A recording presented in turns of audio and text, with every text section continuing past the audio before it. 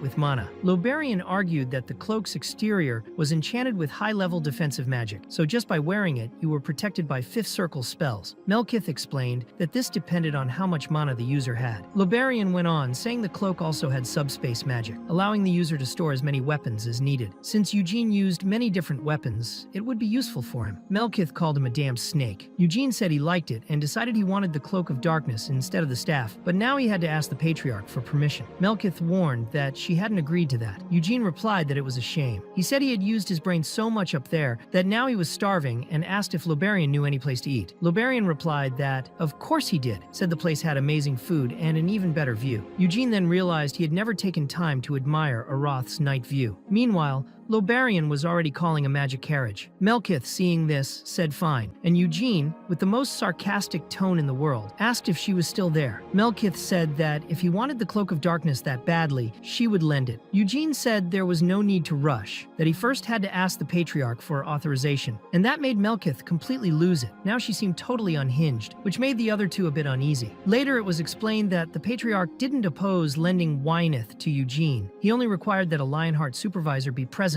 when the Master of the White Tower came to take the artifact. When they were gathered, Eugene asked if that was really the Cloak of Darkness. Melkith confirmed, said it was pretty, and Eugene agreed, saying it would look even better on him and that she didn't need to be so angry. They ended up making a deal, and Melkith asked who the supervisor would be. She guessed it wouldn't be the Patriarch himself. Eugene explained that it would be his younger brother, Jion, the guardian of the Lionhearts. It was the first time a family treasure would be lent out, so it made sense for him to be there, especially since he was already involved with the Iode situation. Melkith asked if the family's guardians were really there. The so-called Lionheart hunting dogs, also known as the Black Lion Knights, were the enforcers of the family's rules. They had many titles, but as Melkith herself used to say, their role wasn't much different from that of a guard dog. They followed the Lionheart laws even more strictly than anyone else. 1 year earlier, Jion had joined that order. It wasn't exactly a grand achievement. If someone was skilled enough and proved their loyalty to the family, they could become part of it. Anyone from the main bloodline could become a Black Lion Knight. That was the order of knights that served all branches of the Lionheart family, unlike the White Lion Knights, who served only the main household. Behind these orders was the Council of Elders, composed of those who, regardless of their branch, had engraved their names in the family's history. Not even the Patriarch was on their level. Eugene thought that in all 4 years, he had stayed at the main family estate. He had never seen any of them. These knights were made up of the most loyal and powerful members of the Lionheart bloodline, and the council acted behind them. They had to be incredibly strong. Shortly after, a magical floating carriage arrived, and Melkith commented that it was a rather pretentious entrance. Eugene said he thought she respected the Great Vermouth, but Melkith asked him not to misunderstand. She respected Vermouth, yes, but didn't like the Lionheart family that much. She hated how the image of the main family crushed the collateral lines and couldn't stand the cunning old men from the Council of Elders either. Even so, Lobarian warned that it wasn't the time to express that kind of dissatisfaction. If she really wanted to borrow Wyneth, she needed to avoid anything that might displease them.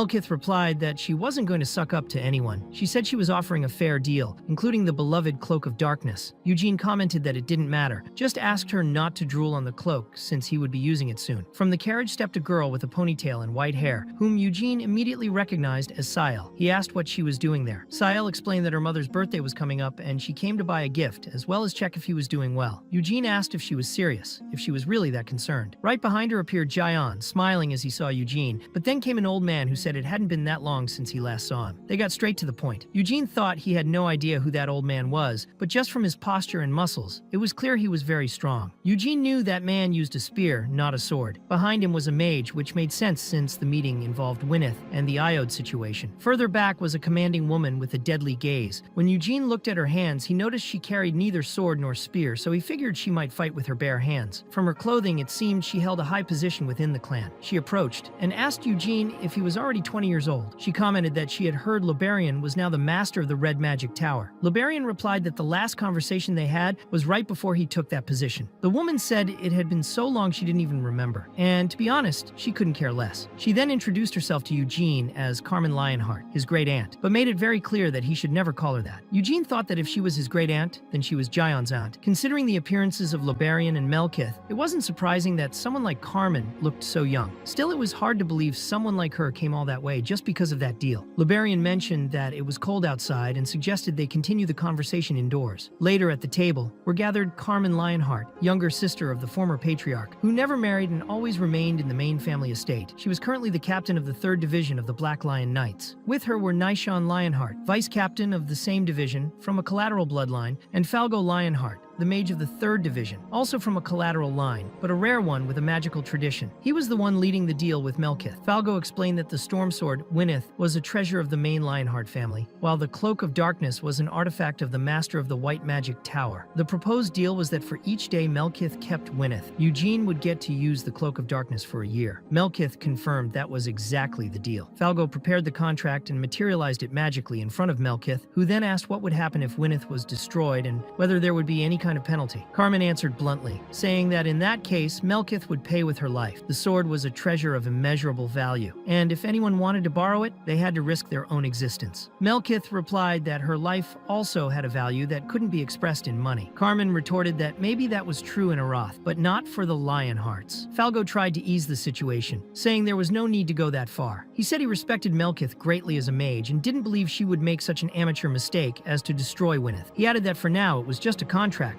and everyone simply needed to hope such a tragedy would never happen. But if it did, the matter would be discussed at the appropriate time. Melkith then asked if they were saying that the clan would decide what to do later. Carmen replied that if she didn't like it, she didn't have to borrow the sword. She said no one was being forced into it and that if it hadn't been for the Patriarch's order, she wouldn't have come. Melkith commented that some might think Carmen was there just because of her, but she said the real reason was definitely something else. Carmen confirmed she was there for something truly important, not for a trivial matter like that. She said she would meet with Balzac soon, as in an hour she had to discuss matters related to Iodar, the dark mage imprisoned in Aroth. Lobarian reminded Carmen that the last time they spoke about that, they had agreed to follow Aroth's laws regarding the mage's judgment. However, that didn't fully align with what Gilad wanted. Carmen explained that even if the Patriarch had said to follow Aroth's laws, the Council of Elders had decided otherwise. According to her, that incident stained the Lionheart name, and that cursed dark mage needed to pay for it. Meanwhile, Eugene watched and wondered if what Carmen was holding was really a pocket watch. He had never seen anyone carry something so heavy and inconvenient. Melkith asked why she carried 2 watches and had a cigar in her mouth if she wasn't even going to smoke. Carmen closed the pocket watch and replied that she had already received permission from both the King of Arath and the Council of Elders. She said it would be much better if they handled the interrogation themselves, instead of making things complicated for both sides. Melkith realized her question had been completely ignored. Eugene thought that permission had probably cost a good fortune, enough to make Arath unable to refuse the request and allow the Lionhearts to interrogate and punish the criminal on their own. Carmen asked what Melkith was going to do about Gwyneth, since there wasn't much time. Melkith thought it would still take about 3 hours to use the sword and finalize the contract with the Wind Spirit King. After that, she could return the cloak in about 2 months, so she accepted the deal. Eugene left with his new cloak, and Melkith was delighted with the sword. Carmen commented that the design was pretty nice and said she liked the fur around the collar, as it reminded her of a lion's mane like the one on his arm. But she also said the color was a flaw. It would be much better if it were white, like the flames of the White Flame method, or at least gray. Carmen said the color he was wearing would look great on someone like her, a Black Lion Knight. Eugene stared at her, and Sile said they should give a cloak to Carmen if she wanted to try it on. Eugene replied that he hadn't heard her ask for it, but Kyle said they didn't need to hear it. Right away, Nishon was already pulling the cloak off Carmen's back. Eugene said fine, she could try it. Carmen put it on, even struck a pose, and said it wasn't bad at all. She said it would be even better with a lion emblem on the chest and a lionheart crest on the back. Melkith reminded her that it was just a loan and asked her not to mess around with the cloak. Carmen completely ignored her and said it was time. Jian asked if Sile was going to stay, and she said yes, she would stay with Eugene. Later, already in the capital, Eugene sent a message to Sile asking her to get rid of that adult magazine he had hidden under his bed, the one with the girls wearing bunny ears. Eugene said that Nina already knew about it, and he was afraid that when he returned, the maids' uniforms would also have bunny ears. Sile said it was disgusting and that she would tell her mother. Eugene joked that Sile could give him some tips, like saying bunny ears were out of fashion. Sile then asked what kind of ears he liked. Eugene, confused, asked what kind of question that was. Sile replied that since he said he didn't like bunny ears, she wanted to know which kind he preferred. Eugene said he liked normal ears, like a normal person. He then asked why he had to go along to buy a gift for Anicilia, since he didn't even know what she liked, and didn't like her either. He said he would just end up following Sile around. Sile complained that he was being a pain, and that he would leave her walking alone through Aroth's capital, a place she had never been to before. Eugene said it wasn't like she was a little kid. Sile replied that he said that, but he was still going with her. Eugene said he had no choice, because he knew Sile would be mad if he didn't. Sile asked about his birthday, which had been a few months ago, and if he had had a party. Eugene said no. He just spent the day reading in the Red Tower Library. Sile asked if he got any presents, and he said no.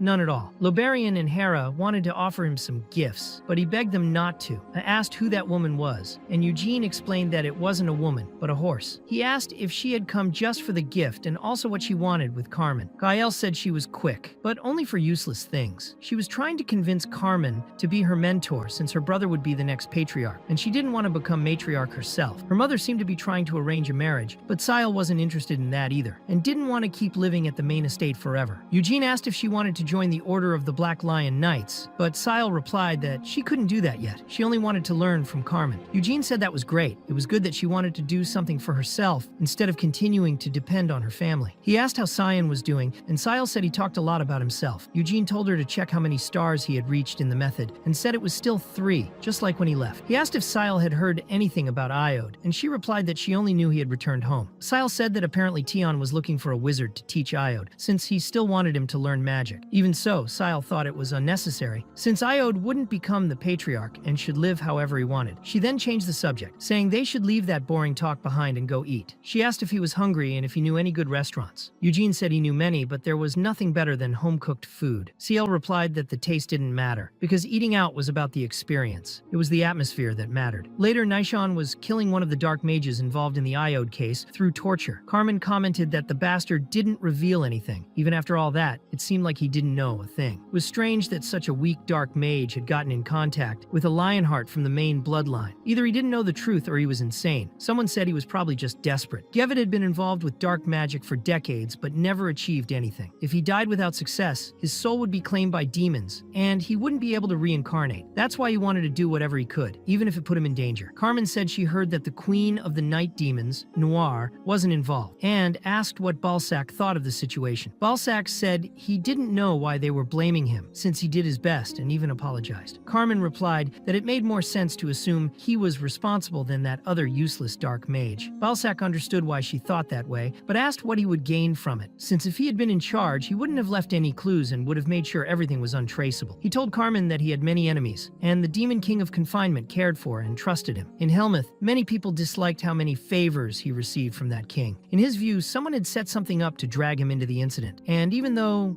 there was no proof against him, there was also no proof of his guilt. He explained that not only him but Carmen as well could end up in a difficult position. Carmen replied that he could say whatever he wanted, but freedom came with responsibility. She asked if he was sure he could handle the consequences of what he was saying. Balsac said that, as a servant of the Demon King of Confinement, he also cared for the Lionhearts just like his king, so apologizing and cooperating was the best he could do. After all, he was just a human and couldn't control his frustrations. He understood the lack of respect many had for him, even though he was back, master of the Black Tower and servant of one of the Demon Kings. But he said he wouldn't endure those insults forever, not for himself, nor for his master. Guion had already drawn his blade. Carmen said she didn't want to cause trouble in foreign territory, and Balsac replied that if she wanted, they could settle it in a way that no one would be sad. Carmen asked if he was sure he would still be alive by then. She said it was something to think about, since someone might be trying to stain the Lionheart name, even if nothing had been proven. She said she hadn't been able to extract anything from that dark mage, not with physical torture or mental magic and doubted that he would get anything either. Balzac replied that his own words had turned against him. But, as he had said before, Balzac insisted that it wasn't him and that he had no personal motive to do any of that. Carmen replied that for now she would believe him, then asked what had happened to the incubus that tried to make a contract with Iode. Balzac said she probably wouldn't want to see, but Carmen said she had already seen horrible things in her life, including Balzac himself. Since she insisted, he used dark magic to pull from the other world what had happened to the incubus, but he only managed to bring back the guy's head. Balzac commented that the Demon King of Confinement had taken his soul and that he could deliver it to the Lionhearts if they wanted. When Balzac dropped the head on the ground, Carmen kicked it like a soccer ball, smashing it against the wall. After that, she told the other Black Lion Knights that it was time to return. She also warned that if Balzac dared to contact Eugene Lionheart again, there would be consequences. Balzac replied that the only authority capable of controlling his actions and will was the Demon King of Confinement, and that Carmen had no right to control him. As they were leaving, Carmen asked Guyon if he truly believed that was what had happened. She said she suspected Amelia Merwin and was ready to strike the Master of the Black Tower. She explained that the Demon King of Confinement did not restrict the desires of the dark mages he made contracts with, and he didn't care about stopping fights among his subordinates. Jian replied that even if she was behind everything, that did not mean Balzac was the one who instigated it. Carmen said it could have been Nahama, who had been acting suspiciously in recent times, and she predicted a war would break out in a few years. She was sure that Nahama would attack Duras first, since there had always been a rivalry between them. If Nahama invaded Duras, then Kiel would prepare for war, and that would inevitably involve the Lionhearts. Jian asked if she meant Amelia had done something in advance to slander the Lionhearts before the war even started. Carmen said it was also possible that Gevid had acted on his own. Then she asked Jian if he knew what would have happened if she hadn't ignored Balzac's provocation. Jian replied that if she had fought him, everyone there would have died except her. Carmen said he was being modest, but Jian insisted that he didn't have enough confidence to fight a dark mage. And Carmen agreed, saying she didn't either, which was why she avoided the fight. She explained that Iode would be placed under surveillance, and that a Black Lion Knight had been sent to Theonis' family. They wouldn't assassinate the main family line, but there would be no second chances. Iode would live under constant watch and would lose his rights as heir. Carmen mentioned she heard that Tiona was looking for a magic teacher for him, but questioned if they would really allow that to happen. If someone was behind all of this, they would likely try to contact Iode again. Jian then thought he never imagined that child, so devoted to magic, would end up turning to dark magic. When it was time to leave, Eugene walked Sile to the carriage and said it had been a nice outing, wishing her a good trip. Carmen asked if Eugene had ever considered joining the Black Lions, saying that the position of second captain squire was open, and if he wanted, she could recommend him. Eugene thanked her for the offer, but declined for now. Carmen said it was a real shame, then they departed with the magic carriage. Meanwhile, Eugene asked Loberian if there was any news about Melkith. Loberian replied no, because if she had succeeded, she would definitely have bragged about it already. Since no one had heard anything yet, the contract attempt was probably not going well. And indeed, at that moment, Melkith was not satisfied with her results. She had even taken off her clothes to be a little lighter. At the top of the White Magic Tower, Melkith was thinking about that damned storm. She had sent her message to the spirit world, but he wasn't even responding. She didn't even bother to warm up her body to increase sensitivity. She was completely naked to make the connection easier. Once again, she tried to summon the Wind Spirit King, master of hurricanes, calling for him to form a contract. But instead, Levin, the Thunder Spirit King, appeared, and Melkith asked why he was there, since she hadn't called him. Levin said that Tempest had sent him to tell Melkith to shut up, because he didn't want to make a contract with her. Melkith knew he was listening. After all, she was the greatest spiritualist in the world. She insisted, saying she was the only one capable of forming a contract with him, and demanded that he appear before her. Levin then asked his contractor to at least show some dignity, but when Melkith screamed even louder, demanding that Tempest appear, Levin had to intervene, striking her on the head with lightning. After that, he explained that his contractor couldn't offer Tempest what he truly wanted. Tempest's desire was to move north, to a region of the demon realm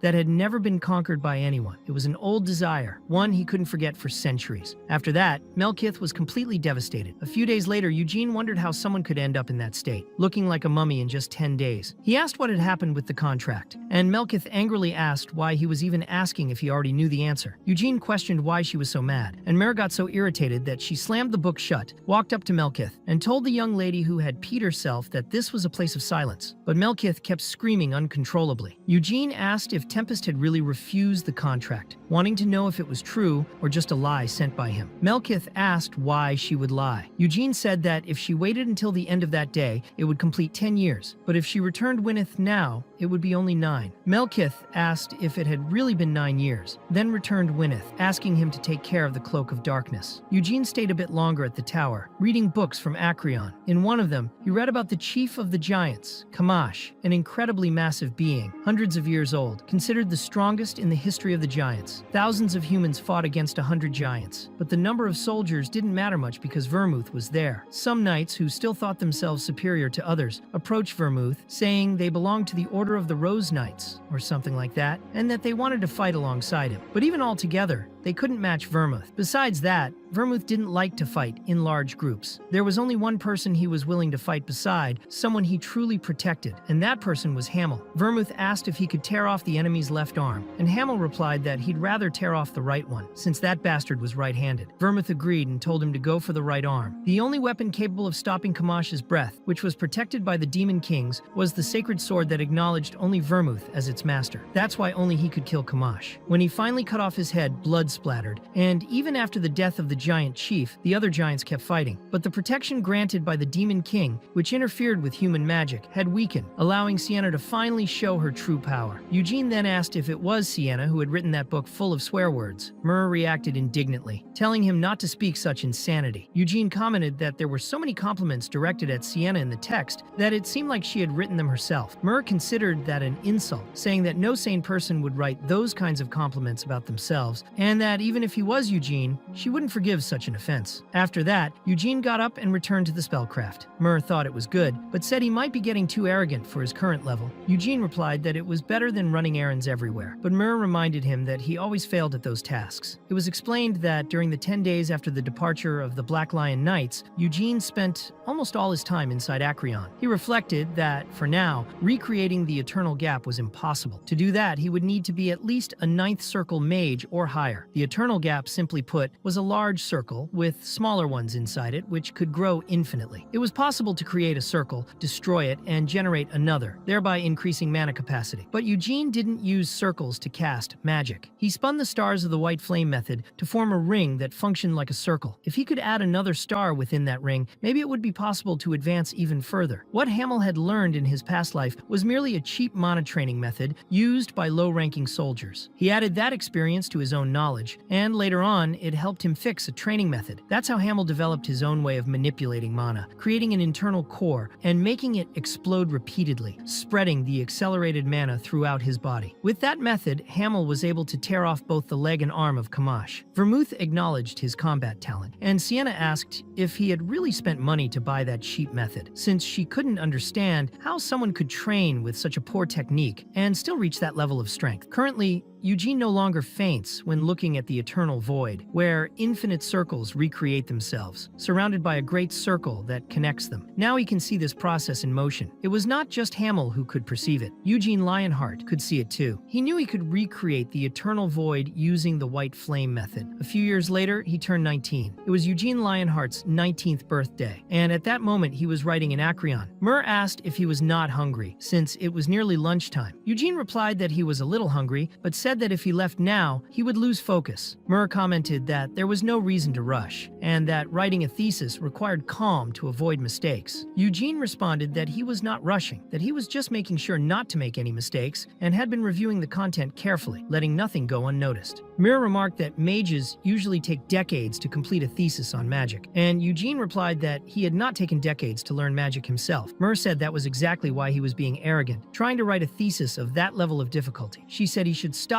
and focus on learning magic for another 10 years. Eugene commented that Mur was all shy because of him. Mur snapped back, telling him not to cross the line and not to call her that, reminding him that she had lived 200 years more than him. Eugene teased her, saying that Granny Mur was feeling shy, and Mur thought that would be the day she killed that bastard. Eugene asked if she wanted him to leave, since he had been living there for the last 2 years, basically being the only one who regularly visited Acreon. Mur replied that it was obvious, since the other mages had stayed away after witnessing the witchcraft years ago. Those who saw it were shocked and amazed, and all of them tried to analyze and understand the phenomenon but failed, so they ended up focusing on completing their own magic. But Eugene was different. He kept going to Acreon every day, trying to understand the witchcraft on his own. Mur asked if he would leave Aroth once he finished his his thesis, and Eugene responded by asking what else he would do there. Mer said he could do whatever he wanted, and that even though she did not know the opinion of the Master of the Red Tower, she was sure he would accept Eugene as his successor. Eugene said he did not want to be the master of any tower. Mer then suggested he join the palace mage troops, since the captain wanted to recruit him. Eugene confirmed that Tremple had always been friendly with him, but said he did not like him very much. Mer said that even the prince liked Eugene, and that if he worked for the prince, he could brag about it for decades. Eugene replied that even though he liked the prince, he would not work for him. Then Mer asked why he would return to the Lionheart family, since he would never become the patriarch. Eugene asked if there was any reason not to go back home. Mer commented that, in her view, everything he had achieved in recent years was impressive. In just half a year since he started writing the thesis, he had managed to simplify complex magical theories and improve his own magic in the process. Eugene explained that he was writing the thesis for his own satisfaction, since he was the only one capable of using the magic contained in it. He said he was just organizing his own thoughts, and did not intend to reveal it to the academic association. He thought that no mage could use the method of the flame ring. He remembered a conversation he had with Liberian, where it was said that, even without considering magical understanding, it was physically impossible to use that method. That was because Eugene did not use the traditional circle method, and even though he replaced the stars with the white flame method as if they were circles, that did not mean the main family's white flame method could replicate it. He tried to explain this in the thesis, but could not even begin the process. After all, he had never created a core and had also never learned the conventional white flame method, so he tried to replace his own circle, but the mana ended up going into reverse flow. Eugene now possessed 4 stars from the white flame method and successfully incorporated the eternal void into his circle, creating a ring that used those 4 stars to constantly ignite the mana within it, just like Hamel used to do in his past life. The rotating flaming ring prevented the mana from escaping the circle. This was the method of the flame ring, and Eugene intended to try creating it once he acquired the 5th star, but when he approached the witchcraft, he ended up changing his mind. He spent a lot of time on the 6th floor, the Hall of Space, and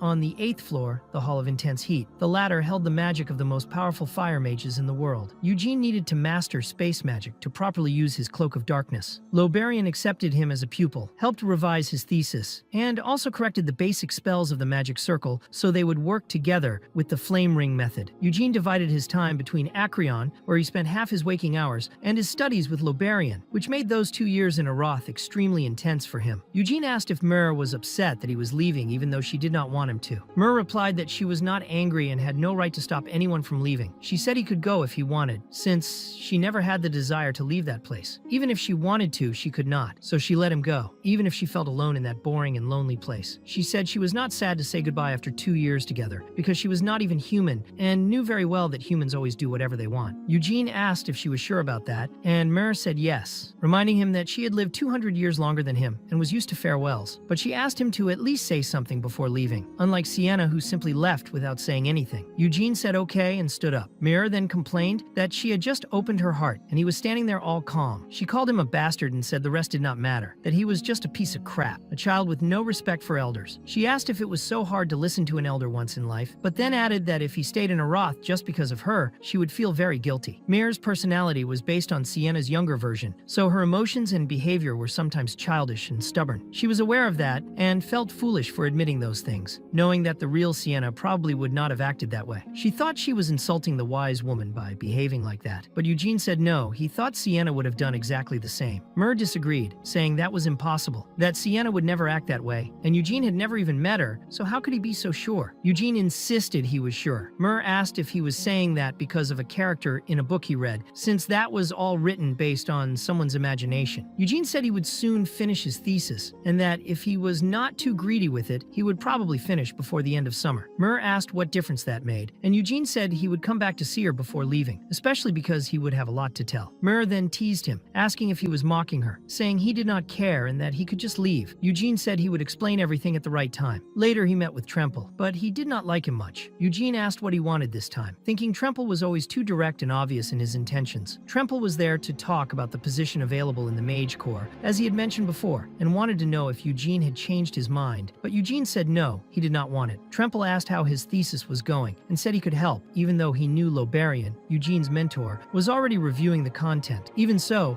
as the master of the Red Magic Tower and a specialist in summoning magic, Tremple believed he could contribute. He was skilled in both summoning and combat magic, which was why he was the captain, but Eugene said he did not even know the content of the thesis. Tremple thought, of course not, only Lobarian knew, and was keeping it a secret from everyone. Tremple said he could take a look at Eugene's thesis, claiming he was as used to teaching as the other tower masters. Eugene thanked him but declined the help. He explained that if he accepted the offer, he would be disrespecting Lobarian. Tremple said that if Eugene saw it that way, it was fine. They could leave the matter aside. Even so, Eugene left shortly after, thinking that guy was far too uncomfortable. He thought it would be even worse if Tremple discovered he had recreated the Eternal Void. He was sure Tremple would show up even under his blankets if he learned about the flame ring method. After all, that method was not so different from the white flame method. Even during the casting part, a great mage like Tremple would not notice the difference just by looking. Being able to hide skills from a high-rank mage was already an achievement. Later, Eugene spoke with Lobarian, who said that if they considered the spells Eugene could use and his current power, he had already surpassed the 5th circle. But Eugene insisted that his limit was the 4th circle. As spells more advanced, then that could not remain stable within the Eternal Void. He wondered if he was still lacking in knowledge, but Lobarian said he did not think that was the problem. Simply put, Eugene had already reached the limit of current knowledge. Eugene had not yet perfectly recreated the Eternal Void using the flame ring method. He was replacing the circle with a core, using 4 white flame stars in place of 4 cores. It would be more accurate to say that the number of cores equaled the number of circles, to put it simply. And whenever he advanced in the white flame method, the flame ring method became even stronger. Even so, Lobarian warned him. For now, the flame ring method showed no drawbacks,